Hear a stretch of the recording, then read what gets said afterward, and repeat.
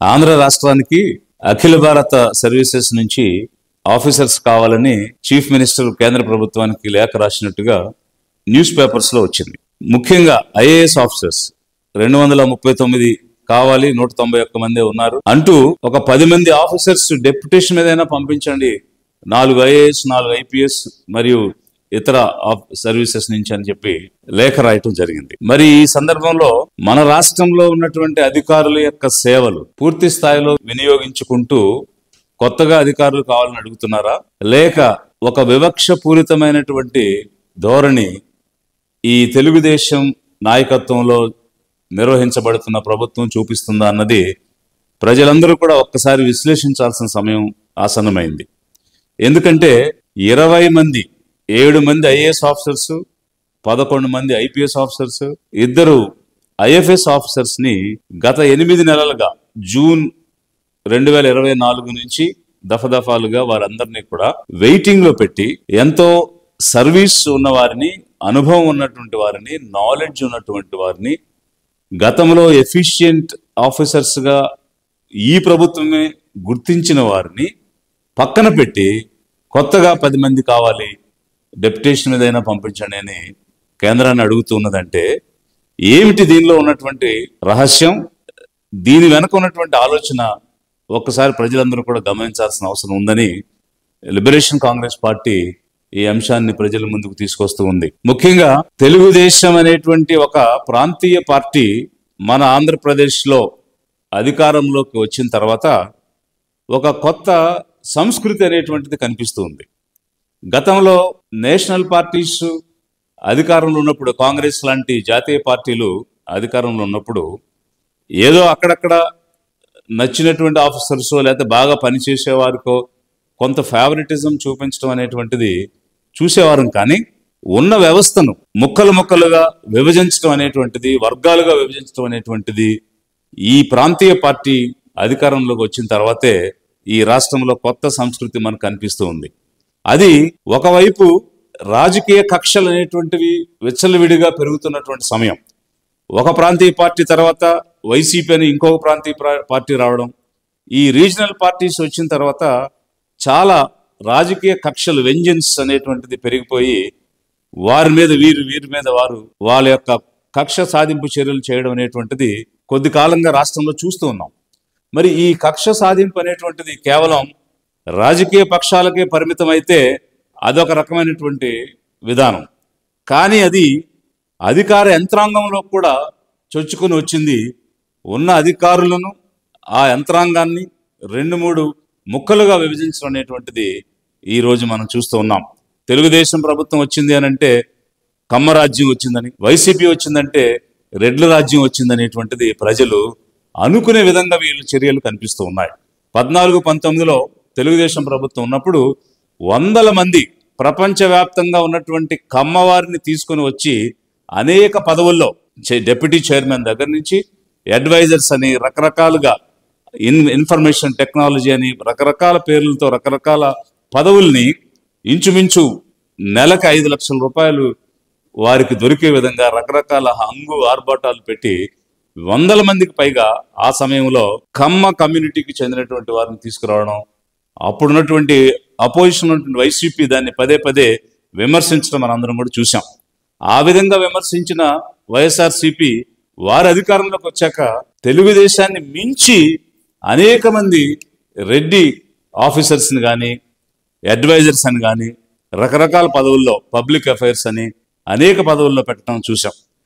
ఇవన్నీ చూస్తూ ఉంటే తెలుగుదేశం వస్తే కమరాజ్యం వచ్చినట్టు, వైసీపీ వస్తే రెడ్ల రాజ్యం వచ్చినట్టు ప్రజలు గమనించేంత స్థాయికి ఈరోజు వెళ్ళిపోవడం రాజకీయంగా ఒకవైపు కనిపిస్తూ ఉంటే, వారి మధ్య ఆధిపత్య పోరు అనేటువంటిది స్పష్టంగా కనిపిస్తుంది. ఈ ఆధిపత్య పోరుతో కమ్యూనిటీ పరంగా చూడటం, ఏదైనా కూడా తమ కమ్యూనిటీకి చెందిన వారి మీద పగబెట్టుకోవడం, కక్ష సాధించడం అనేటువంటిది, హ్యూమిలియేట్ చేయటం అనేటువంటిది స్పష్టంగా కనిపిస్తూ ఉంది. 2004లో మనకి కాంగ్రెస్ ప్రభుత్వం అప్పుడున్నటువంటి యునైటెడ్ ఆంధ్రప్రదేశ్ ఉన్నప్పుడు ఏర్పడింది. అంతకుముందు తెలుగుదేశం ప్రభుత్వం ఉండేది. సిఎంఓలో సతీష్ చంద్ర అనేటువంటి ఆఫీసరు చంద్రబాబు నాయుడు గారి దగ్గర ఉండేవారు, పనిచేసేవారు పేషీలో. అయితే తర్వాత వచ్చిన కాంగ్రెస్ ప్రభుత్వం ఆదికి జలయజ్ఞంలో ఇరిగేషన్ సెక్రటరీగా వేయడం జరిగింది. ఇలా ప్రభుత్వాలు మారుతున్నప్పుడు గతంలో ముఖ్యమంత్రి దగ్గర పనిచేసిన వారి ఎఫిషియన్సీని చూడటమే జరిగింది. మొన్న అదే సతీష్ చంద్ర గారు కూడా 14-19 మధ్య సీఎంఓలో ఉన్నారు. కానీ తర్వాత వచ్చిన ప్రభుత్వం ఆయనకి హైయర్ ఎడ్యుకేషన్ స్పెషల్ చీఫ్ సెక్రటరీగా వేయడం జరిగింది. సాయి ప్రసాద్ గారు లాంటి సీనియర్ ఆఫీసర్ అప్పుడు 14-19లో సీఎంఓలో చంద్రబాబు నాయుడు గారి దగ్గర ఉన్నారు. అయితే కొంతకాలం తర్వాత వారికి అత్యున్నతమైనటువంటి పదవి CCLA చీఫ్ సెక్రటరీ తర్వాత ఉండేటువంటి పదవిని ఇవ్వడం జరిగింది. అంటే ఈ విధంగా ఒకరిద్దరు పేర్లు నేను ప్రస్తావించడం అనేటువంటిది కేవలం సందర్భం కోసం మాట్లాడటం తప్ప వ్యక్తిగతంగా నాకు ఎలాంటి వైరుధ్యం లేదు. నాకు చాలా దగ్గరైనటువంటి ఆఫీసర్స్ వీరందరూ కూడా, సతీష్ చంద్ర గారు కానీ, సాయి ప్రసాద్ కానీ, ఇంకా మిగిలినటువంటి ప్రస్తావన ఎవరి గురించి చేసినా కూడా. అయితే ఇది ఎందుకు చెప్పాల్సి వస్తుందనంటే, ఈరోజు 7 మంది IAS ఆఫీసర్స్ వెయిట్ చేస్తూ ఉన్నారు 8 నెలలుగా, 11 మంది IPS ఆఫీసర్స్ వెయిట్ చేస్తూ ఉన్నారు, 2 IFS ఆఫీసర్స్ వెయిట్ చేస్తూ ఉన్నారు. అందులో ఈ 20 మందిలో 10 మంది రెడ్డి కమ్యూనిటీకి చెందిన వాళ్ళు ఉన్నారు. మిగిలినటువంటి వాళ్ళు షెడ్యూల్ కాస్ట్ బ్యాక్వర్డ్ క్లాసెస్కి చెందినటువంటి వాళ్ళు ఉన్నారు. మరి ఈ విధమైనటువంటి కక్షపూరితమైనటువంటి వాతావరణంలో ప్రభుత్వం పనిచేస్తుందంటే వీరందరినీ కాదని బయట నుంచి ఆఫీసర్స్ కావాలని పదే లేఖలు రాస్తున్నారు.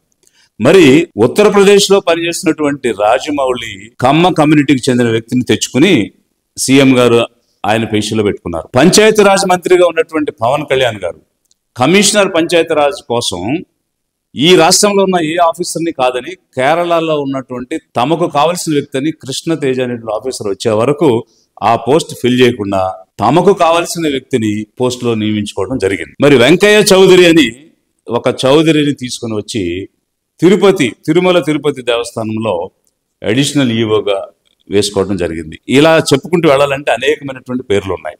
మరి ఒకవైపు అంటే గతంలో కమ్మ రెడ్డి మధ్య ఉండే ఆధిపత్య పోరు ఈరోజు కాపులు కూడా కమ్మ కమ్యూనిటీతో కలవడం వల్ల కమ్మ కాపు ఒకవైపు, రెడ్లు ఒకవైపు ఆధిపత్య పోరు ప్రభుత్వం ఏర్పాటు చేయడం కోసం, కుర్చీ కోసం నడుస్తున్న భావన ప్రభుత్వ పనితీరులో కనిపిస్తూ ఉంది. CRDA అంటే మనకున్నటువంటి క్యాపిటల్ ఏరియాలో రీజనల్ డెవలప్మెంట్ అథారిటీగా ఉన్న CRDAలో గత తెలుగుదేశం ప్రభుత్వంలో నారాయణ గారు మంత్రిగా ఉన్నప్పుడు అతని యొక్క కమ్యూనిటీకి చెందిన శ్రీకాంత్ అనేటువంటి ఆఫీసర్ని కాపు కమ్యూనిటీని పెట్టుకోవడం, మళ్ళీ ఇప్పుడు కూడా అదే కమ్యూనిటీకి చెందినటువంటి మరొక అధికారిని, కన్నబాబు అనేటువంటి అధికారిని, అంటే ఈ పేర్లన్నీ కూడా తప్పని పరిస్థితులను ప్రస్తావిస్తూ ఉన్నాను. వారందరూ కూడా నాకు మంచి మిత్రులు, ఎంతో చక్కని ఈక్వేషన్ ఉంది.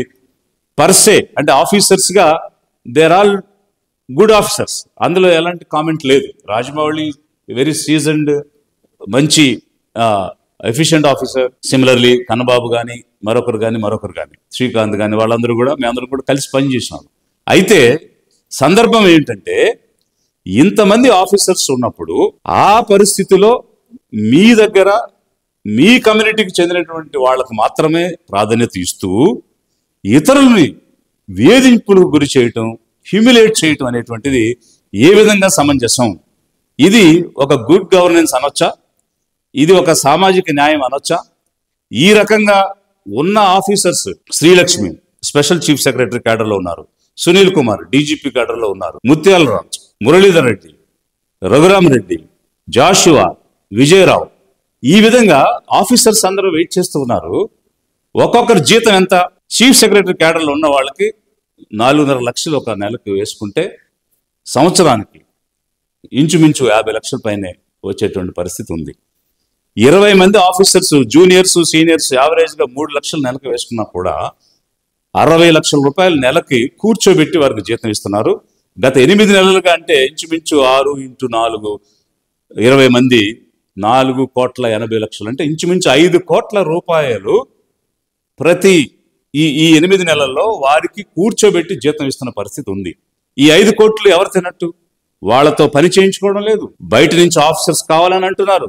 ఒకవైపు స్టేట్ ఎక్స్చెక్కర్లో డబ్బు లేదు, నా దగ్గర ఉన్న డబ్బు నేను వెల్ఫేర్కి ఇవ్వలేను, ఇచ్చిన హామీలు అమలు చేయలేను అని ఉన్న నిధుల్ని సక్రమంగా వాడకుండా అధికారం ఉంది కదా చేతిలో అని చెప్పి అధికార దుర్వినియోగానికి పాల్పడుతూ ఉన్న అధికారులను సరిగా వినియోగించుకోకుండా వారి అనుభవాన్ని కానీ వారికి ప్రతిభను కానీ వాడుకోకుండా కూర్చోబెట్టి 5 కోట్ల రూపాయలు ఇప్పుడు జీతం రూపంలో వారికి ఇస్తూ, మరొక వైపు కొత్తగా అధికారులు కావాలని నవంబర్ 4న ఒక లేఖ, డిసెంబర్ 25న ఇంకొక లేఖ రాస్తూ ఉన్నారు అని అంటే, ఒకవైపు నెపోటిజం, ఫేవరెటిజం, తమ వర్గానికి తమ కమ్యూనిటీకి చెందిన వారికి ముఖ్యమైనటువంటి పదవులు ఇవ్వడం, ఇంకొక వైపు ఏదో ఒక సాకు చూపించి వారికి పోస్టింగ్స్ ఇవ్వకుండా ఆపు చేయడం. ఇది మరి ఆ రోజు ఓత్ తీసుకున్నారు, మీరు ప్రమాణ స్వీకారం చేశారు, ముఖ్యమంత్రిగా కానీ మంత్రిగా కానీ ప్రమాణ స్వీకారం చేసినప్పుడు ఏం చెప్పారు? రాగద్వేషాలకు అతీతంగా, బంధుప్రీతి లేకుండా, ఒక నెపోటిజం కానీ ఫేవరెటిజం కానీ లేకుండా అంతఃకరణ శుద్ధితో నిష్పక్షపాతంగా ఇచ్చినటువంటి అవకాశాన్ని, పదవిని వినియోగిస్తామని ప్రజల సాక్షిగా, దేవుడి సాక్షిగా ప్రమాణం చేసి, మీరు ఏ రకమైనటువంటి రాగద్వేషాలు ప్రదర్శిస్తున్నారు? ఇప్పుడు ఈరోజు చూడండి, ఒక పంచాయతీరాజ్ మంత్రిగా ఉన్న వ్యక్తి, తమకు చెందిన వ్యక్తే కేరళ నుంచి వచ్చే వరకు ఆ పదవిని ఫిల్ చేయకుండా ఆపుకున్నారు. ఉత్తరప్రదేశ్ నుంచి తమకు నచ్చిన వాళ్ళని, సెంట్రల్ డెప్యుటేషన్ మీద తమకు నచ్చినటువంటి కమ్యూనిటీని తీసుకుని వచ్చి ఇక్కడ ఉన్నటువంటి వారికి పోస్టింగ్ ఇవ్వకుండా నెలల తరబడి వెయిట్ చేయించడం అనేటువంటిది ఏ విధంగా సమంజసం? అడిగేవారు లేరు, వీటి గురించి మాట్లాడేవాళ్ళు లేరు, మేము ఏం చేసినా చెల్లుద్ది అనేటువంటి భావనే కదా ఈరోజు ప్రభుత్వంలో ఉన్నది. లిబరేషన్ కాంగ్రెస్ పార్టీ అందుకే పుట్టింది. ఎవరి వైపు వివక్ష ఉందో వారి వైపు ఉంటుంది, ఎవరి మీద హ్యూమిలేషన్ ఉందో, ఎవరిని బాధలకు గురి చేస్తున్నారో వారి తరపున నిలబడటానికి, గళం విప్పి ప్రశ్నించడానికి, ఎంతటికైనా పోరాడి న్యాయం సంపాదించే వరకు, సాధించే వరకు నిలబడటానికే ఈ లిబరేషన్ కాంగ్రెస్ పార్టీ వచ్చింది. అందుకోసమే ఈ అధికారులు ఎవరెవరైతే ఉన్నారో వారందరికీ పోస్టింగ్ ఇవ్వాలని ఈరోజు లిబరేషన్ కాంగ్రెస్ పార్టీ ప్రభుత్వాన్ని డిమాండ్ చేస్తూ ఉంది. ఉదాహరణకి శ్రీలక్ష్మి గారిని తీసుకోండి. ఆమె 1998 బ్యాచ్కి చెందినటువంటి 1988 బ్యాచ్ టాప్ ర్యాంక్లో వచ్చినటువంటి ఆఫీసర్, 36 సంవత్సరాల ఎక్స్పీరియన్స్, ఎంత నాలెడ్జ్, ఎంత ఎక్స్పీరియన్స్ నాలెడ్జ్ ఉన్నటువంటి ఆఫీసర్ని అలా కూర్చోబెట్టి లక్షల కొలది జీతం ఇస్తున్నారు. ముత్యాల రాజు తన బ్యాచ్లో టాపర్, ఆంధ్రప్రదేశ్కి ఒక గర్వకారణంగా అందరూ ఫీల్ అయ్యాం. ఎక్కడి నుంచి వచ్చాడు అతను? ఒక మారుమూల గ్రామంలో ప్రాణాలను పణంగా పెట్టి జీవన భృతి కోసం సముద్రం మీదకు వేటకెళ్ళి చేపలు పట్టుకొచ్చేటువంటి కుటుంబం నుంచి వచ్చినటువంటి వ్యక్తి అతను. అలాంటి వ్యక్తి ఐఏఎస్ సాధించి టాపర్గా నిలిస్తే 8 నెలల నుంచి ఎలాంటి పోస్టింగ్ ఇవ్వకుండా పక్కన పెట్టారు. ఆల్ ఇండియా టాప్ ర్యాంకర్ని పక్కన పెట్టి నాకు కేంద్రం నుంచి ఆఫీసర్లు ఇవ్వమని అడుగుతున్నారు. బ్యాక్వర్డ్ క్లాస్ కమ్యూనిటీకి చెందినటువంటి వ్యక్తి మురళీధర్ రెడ్డి, అతన్ని 14-19లో ఇదే తెలుగుదేశం ప్రభుత్వం, ఇదే ముఖ్యమంత్రి గారు ఎఫిషియెంట్ అని చెప్పి అనేక రకాలైనటువంటి పదవులు ఇచ్చి, అవకాశాలు ఇచ్చి ఆ 5 సంవత్సరాలు నడిపించారు. మరి ఆ రోజున్న ఎఫిషియన్సీ ఈ రోజు ఏమైపోయింది? ఎందుకు ఈ డిస్క్రిమినేషన్? అలాగే విజయరావు గుంటూరు అడిషనల్ ఎస్పీగా పెట్టి రాజధానిలో జరిగే ప్రతి కార్యక్రమాన్ని అతని ద్వారా జరిపిస్తూ సెక్యూరిటీ, ప్రధానమంత్రి వచ్చినా అతనే సెక్యూరిటీ, ఎంత ప్రోగ్రాం జరిగినా, ఉద్దండరాయపాలెమైనా లేకపోతే మందడమైనా ఇంకో వెలగపూడైనా ఎక్కడైనా కూడా ఆ ఆఫీసర్ని పెట్టి ప్రోగ్రామ్స్ చేశారు. మరి ఈరోజు అతను ఎందుకు చేదయ్యాడు? అతను ఒక షెడ్యూల్ కాస్టనా, లేకపోతే ఏ రీజన్ వల్ల అతను పక్కన పెట్టారు? ఇలా ఆఫీసర్ వైజ్ మనం తీసుకుంటూ వెళితే 20 మంది ఉన్నారు, 20 మంది గురించి మనం చెప్పాల్సిన పరిస్థితి వస్తుంది. అయితే నేను రాష్ట్ర ప్రభుత్వాన్ని ఏమడుగుతున్నాను అంటే, ఎందుకు ఇంత ఎఫిషియెంట్ ఆఫీసర్స్ని వాళ్ళ సర్వీసెస్ వాడుకోకుండా మీరు వివక్ష చూపిస్తున్నారు, వాళ్ళని హ్యూమిలేట్ చేస్తున్నారు, ఇన్సల్ట్ చేస్తున్నారు. వాళ్ళ కుటుంబాలలో వాళ్ళు ఏ విధంగా ఉంటారు, వాళ్ళ జీవితాలు ఏ విధంగా ఉంటాయి? ఇన్నాళ్ళు ఇంత సర్వీస్ చేసి చీఫ్ సెక్రటరీ స్థాయికి వచ్చి, డీజీపీ స్థాయికి వచ్చి ఈరోజు ఏ పోస్టింగ్ లేకుండా తిరుగుతూ ఉంటే వాళ్ళ పరిస్థితి ఏమిటనేది ఎందుకు ఆలోచించడం లేదు? పివి సునీల్ కుమార్ ఈరోజు డీజీపీ క్యాడర్లో ఉన్నాడు. 8 నెలల నుంచి ఏ రకమైనటువంటి పోస్టింగ్ ఇవ్వలేదు. రఘురామరెడ్డి ఎలాంటి పోస్టింగ్ లేదు, జాషువా ఎలాంటి పోస్టింగ్ లేదు, విజయరావు ఎలాంటి పోస్టింగ్ లేదు. సునీల్ కుమార్కి పోస్టింగ్ ఇవ్వకపోవడానికి కారణం ఏంటి? కేవలం ఒక రాజకీయ కక్షతో, ఒక రాజకీయవేత్త అడుగుతున్నాడని చెప్పేసి అతని మీద కేసు పెట్టి ఇన్వెస్టిగేషన్ చేయిస్తున్నటువంటి 3.5 సంవత్సరాల క్రితం సుప్రీంకోర్టు సిబిఐ విచారణ చేయాల్సిన అవసరం లేదు అని చెప్పిన అంశాన్ని ఈరోజు కొత్తగా ఎఫ్ఐఆర్ ఫైల్ చేసి మీరు కేసు పెట్టారు. ఓకే, కేసు ఎవరైనా పెట్టుకోవచ్చు, విచారణ ఎవరైనా చేసుకోవచ్చు. మరి విచారణ చేస్తున్న సందర్భంలో అతనికి పోస్టింగ్ ఇవ్వకుండా ఆపారు. 6 మంది చనిపోవడానికి కారణమైంది టీటీడీ బోర్డు. 6 మంది చనిపోతే ఆ టీటీడీ బోర్డులో ఉన్న వాళ్ళు అలాగే కంటిన్యూ అవుతూ ఉంటే మీరు ఎంక్వైరీ చేశారు. మరి వాళ్ళ పోస్టుల్లో వాళ్ళు ఉండి ఎంక్వైరీ చేస్తే ఎంక్వైరీ సజావుగా సాగుద్దా? ఎంక్వైరీలు నిజాయితీ కోసమైనా వారిని పదవుల నుంచి తొలగించకుండా, తప్పించకుండా జనం కోసం ఎంక్వైరీ ప్రకటించారు. మరి ఇక్కడ మాత్రం ఒక అధికారి మీద ఒక కంప్లైంట్ వస్తే అతనికి పోస్టింగ్ ఇవ్వకుండా మీరు ఎంక్వైరీకి ఆర్డర్ చేశారు. ఎందుకు ఈ వివక్ష, ఈ డిస్క్రిమినేషన్ ఎందుకు? అంటే అతను బలహీన వర్గం నుంచి వచ్చాడు కాబట్టి, అతని తరపున అడిగేటువంటి వాళ్ళు లేరు కాబట్టి, మీ మీద రాజకీయ ఒత్తిడి ఉంది కాబట్టి, అందుకోసం మీరు అతనికి పోస్టింగ్ ఇవ్వకుండా ఆపుతున్నారా? లిబరేషన్ కాంగ్రెస్ పార్టీ ప్రశ్నిస్తుంది. కేంద్ర ప్రభుత్వానికి కూడా మేము రాయాలనుకుంటున్నాం, అడగాలనుకుంటున్నాం. ఎక్కడైనా ఏదైనా రాష్ట్ర ప్రభుత్వం ఇలాంటి ఆల్ ఇండియా సర్వీస్ ఆఫీసర్స్ మీద డిస్క్రిమినేటరీ యాటిట్యూడ్తో, వెంజెన్స్ యాటిట్యూడ్తో పనిచేస్తే ఆ వెయిటింగ్ పీరియడ్ కూడా ఒక లిమిటేషన్ అని ఉండాలి. అది 7 రోజుల, 14 రోజుల, with in that period posting ఇచ్చి తీరాలి అనే గైడ్ లైన్స్ డిఓపిటి ఇవ్వాలని కూడా మేము లిబరేషన్ కాంగ్రెస్ పార్టీ నుంచి డిమాండ్ చేయటమే కాకుండా రాతపూర్వకంగా కూడా మేము అడగాలనుకుంటున్నాం. కేవలం రాజకీయ ఒత్తిళ్లకు తలొగ్గి ప్రభుత్వం ఇలా వివక్షపూరితమైనటువంటి ధోరణి ప్రవర్తిస్తే ఎలా? లిబరేషన్ కాంగ్రెస్ పార్టీ డిమాండ్ చేస్తుంది, ప్రజలను గమనించమని కోరుతుంది. ఒకవైపు తెలుగుదేశం వస్తే ఒక కమ్యూనిటీకే, ఒక వర్గానికే మేలు చేసే విధంగా, ఇంకొక పార్టీ వస్తే ఆ వర్గానికే మేలు చేసే విధంగా ఉంటే, మరి ఈ వర్గాలే ఆధిపత్య పోరుతో ఆ కుర్చీ కోసం కొట్లాడుకుంటూ ఉంటే అధిక జనాభాగా ఉన్నటువంటి ఎస్సీ, ఎస్టీ, బీసీ, మైనారిటీ, వెనుకబడిన పేద వర్గాల పరిస్థితి ఏమిటి? అందుకోసమే లిబరేషన్ కాంగ్రెస్ పార్టీ పిలుపునిస్తుంది. మేలుకోవాలి, ఏం జరుగుతుందో తెలుసుకోవాలి, తెలుసుకుని రాజ్యాధికారం వైపు అడుగులు వేయాలి. లేకపోతే ఇలాంటి వివక్ష, ఈ రకమైనటువంటి వ్యత్యాసం, పగ, ప్రతీకారం అనేటువంటి కొనసాగుతూ ఉంటాయి. ప్రభుత్వాన్ని నేను సూటిగా ఒకటే అడుగుతున్నాను, అధికారులు ఏం చేస్తారు? అధికారులకు ఏం పాత్ర ఉంటుంది? ఏ పార్టీ అధికారంలో ఉన్నా వారిచ్చినటువంటి పాలసీలు, స్కీములు అమలు చేయడం, అందుకు కావలసినటువంటి అవి ఇంప్లిమెంట్ చేయడానికి కావాల్సిన గైడ్ లైన్స్ తయారు చేయటం, అది జనంలోకి తీసుకెళ్లడం తప్ప వీరు సొంతంగా చేసేటువంటి కార్యక్రమం ఏముంటుంది? ఈరోజు ఎవరు ప్రభుత్వంలో ఉంటే వారిచ్చినటువంటి అంశాల ప్రకారంగా పనిచేయటమే. మీరు ఎఫిషియన్సీ చూడండి, ఎఫిషియన్సీకి అనుగుణంగా నచ్చినటువంటి వారు బాగా పనిచేసే వారిని ఆయా స్థానాల్లో పెట్టండి తప్ప ఇలా కమ్యూనిటీ బేస్డ్గా ఈ రకంగా వర్గాలుగా విభజించి అధికార యంత్రాంగాన్ని 2 ముక్కలుగా చీల్చి పర్టికులర్గా కొంతమంది అధికారుల మీద కక్ష సాధించడం అనేటువంటిది కరెక్ట్ కాదు. ఏ పార్టీ ప్రభుత్వంలో ఉన్నా అధికార వ్యవస్థ అనేది ఆ పార్టీ యొక్క మేనిఫెస్టోను బట్టి, వారిచ్చినటువంటి సూత్రాలను బట్టి పనిచేస్తుంది. వారి మీద పోనడం, సాధించడం అనేటువంటిది ఏ రూపంలోనూ వ్యవస్థకు మంచిది కాదు. కాబట్టి ఈ 20 మంది అధికారులకి కూడా, ఎవరెవరైతే ఐఏఎస్, ఐపీఎస్, ఐఎఫ్ఎస్ ఉన్నారో, ఇంతకుముందు నేను ప్రస్తావించిన వారందరికీ కూడా వెంటనే తక్షణమే పోస్టింగ్స్ ఇవ్వాలని చెప్పేసి లిబరేషన్ కాంగ్రెస్ పార్టీ డిమాండ్ చేస్తుంది.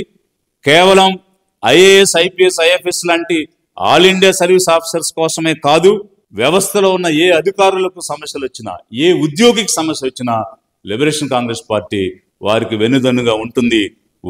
వారి వైపు తప్పు లేకుండా అన్యాయం జరిగితే ఆ అన్యాయాన్ని ఎదిరిస్తుంది, గళం విప్పుతుంది.